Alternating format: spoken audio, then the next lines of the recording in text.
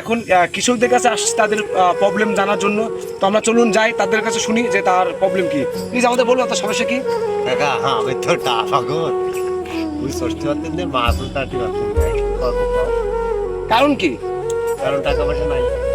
আচ্ছা আচ্ছা, তো এই যে দেখেন এই যে গরিবদেরকে অসহায়, এই যে সরকার যদি ইনাদেরকে একটু যদি সহযোগিতা করে, কৃষকদেরকে একটু সহযোগিতা করে, আমার মনে হয় তাহলে ভালো হয়। তো সরকারের কাছে অনুরোধ করবো প্লিজ আপনারা প্রত্যেক কৃষককে আপনারা একটু লোন হিসাবে কিছু দেন, যারা কাজকর্ম করে খেতে পারে। এ বিষয়ে আপনি কি বলবেন?